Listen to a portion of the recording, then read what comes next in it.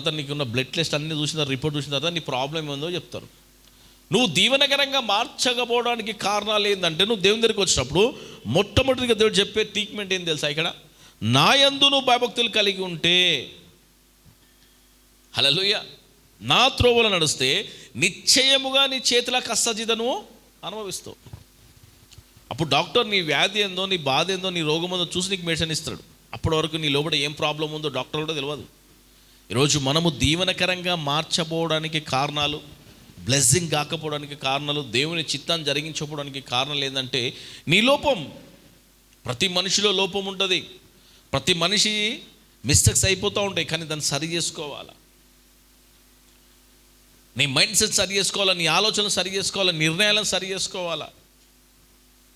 నువ్వు ఎక్కడైతే జాబ్ చేస్తున్నావో, ఎక్కడైతే పని చేస్తున్నావో, నువ్వు చేసే దాంట్లో ప్రతిఫలాన్ని నువ్వు అనుభవించాలా. హల్లెలూయా. ఈరోజు చాలా కుటుంబంలో దేవుడు చేయలేని కార్యాలు వారు చూడలేకపోతున్నారు. అందుకే అంటున్నావు, నీ ప్రయాసం వ్యర్థమైపోతుంది, నీ ఆలోచన వ్యర్థమైపోతుంది, నీ నిర్ణయాలు వ్యర్థమైపోతున్నాయి. నువ్వు అనుకున్న దాన్ని చేయలేకపోతున్నావు, నువ్వు అనుకున్న దాన్ని అనుభవించలేకపోతున్నావు. అందుకే ఒక్కసారి ఈరోజు అంటున్నాను, నువ్వు దేవుని ఆవరణలోకి వచ్చి ప్రభు చిత్తాన్ని జరిగించు, దేవుని చేయి పట్టుకో. హల్లెలూయా. నువ్వు ఎక్కడ మొరపెడతావో నేను ఆ స్థలంలో దిగుతా. నువ్వు ఎక్కడ ప్రార్థన చేస్తావో ఆ స్థలాన్ని నేను ఆవరించి అక్కడ నేను బ్లెస్ చేస్తాను. దేవుని మాట సెలవిస్తుంది ప్రియమైన. అందుకే ఈరోజు నుంచి భక్తిగా ఉండడానికి నువ్వు ప్రయత్నం చేయి. ఆయన త్రోవలో నడవడానికి ప్రయత్నం చేయి. ఆయనందు నమ్మకత్వమైన మంచి దాసుడుగా, మంచి దాసురాలుగా, ఒక మంచి బ్రదర్గా, ఒక మంచి సిస్టర్గా నమ్మకం కలిగి ఉండు ప్రియమైన. ఎప్పుడైతే దేవునికి నువ్వు నమ్మకంగా ఉండడం మొదలు పెడతావో, నమ్మకంగా దేవుని బిజినెస్ని ఆశీర్వదిస్తాడు. నమ్మకంగా నీ ప్రమోషన్స్ వస్తాయి. హల్లెలూయా. నమ్మకంగా దేవుని కుటుంబాన్ని దీవిస్తాడు. నమ్మకంగా నీ కుటుంబంలో దేవుడు మేలు చేస్తాడండి. కొన్ని కుటుంబాలు దేవుని నమ్మకం లేకుండా లక్షల రూపాయలు నష్టపోయిన కుటుంబాలు చాలా ఉన్నాయి. లక్షల రూపాయలు కుటుంబాన్ని పొడగొట్టుకొని నష్టపోయి ఏడ్చి బాధపడిన కుటుంబాలు ఎన్నో ఉన్నాయి ప్రియమిటారా. ఈరోజు అలాంటి నష్టంలో నువ్వు ఉండకుండా మంచి మార్గాలలో దేవుడు నడిపించాలని ఆశపడుతుంది. మళ్ళీ ఒకసారి అప్పుడు అంటే నష్టపోయిన తర్వాత, ప్రభు నా ప్రార్థన వినలేదు, ప్రభు మొత్తం నేను దేవుని సన్నిధికి వచ్చి మొత్తం నష్టపోయినా. ఒకసారి నీ ఆరోగ్యాన్ని ఇలా పరిశీలించుకుంటున్నావు, నీ ఆత్మ జీవితాన్ని కూడా నువ్వు అలా పరిశీలించుకో. నువ్వు ఏమి విత్తుతావు అదే పంట కోస్తావు బ్రదర్స్ అండ్ సిస్టర్స్. నువ్వు ప్రభువుకు దగ్గర ఉండి ప్రభు చిత్తం జరిగిస్తే నీ కుటుంబం యొక్క ప్రయాణం ఎలా ఉంటుందంటే మంచిగా ఉంటుంది. ఈరోజు చాలా కుటుంబాలు స్ట్రగుల్స్తో ఉన్నాయి, డిప్రెషన్తో ఉన్నాయి, సంతోషం లేదు, ఆనందం లేదు, సమృద్ధి లేదు.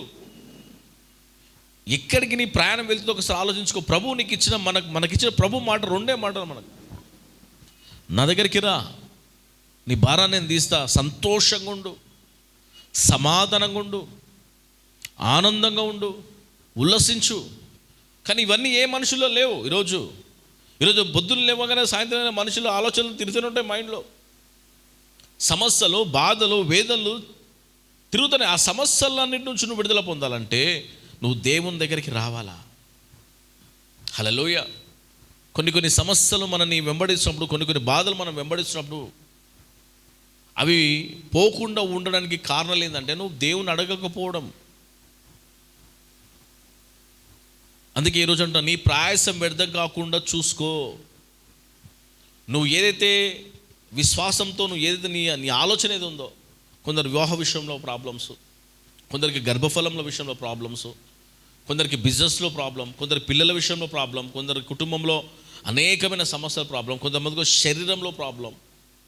ఈ ప్రాబ్లం అన్నిటికీ సొల్యూషన్ నువ్వు ఎక్కడికి పోయినా కాదు, కానీ నువ్వు ఆయన పాదాల దగ్గరికి వస్తేనే నీ పట్ల కార్యాలు చేయడం మొదలు పెడతాడండి.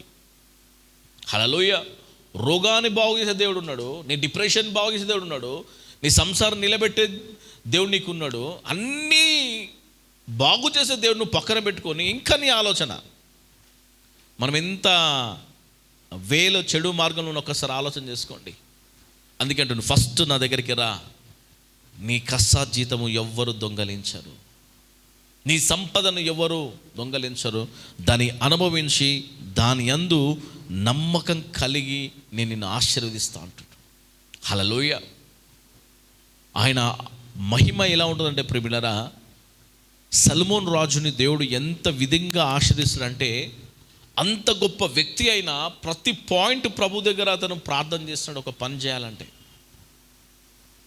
ఒక కార్యక్రమాన్ని ఆయన జరిగించాలంటే ప్రభు దగ్గర పెనుగులాడి ఫస్ట్ ప్రభు సన్నిధిలో గడిపి ప్రభు దగ్గర మొక్కుబడి చెల్లించుకొని ప్రభు దగ్గర ఆశీర్వాదం పొందుకొని ప్రభు దగ్గర మేలు పొందుకొని కార్యం అంటే పనిని మొదలుపెట్టినాడు.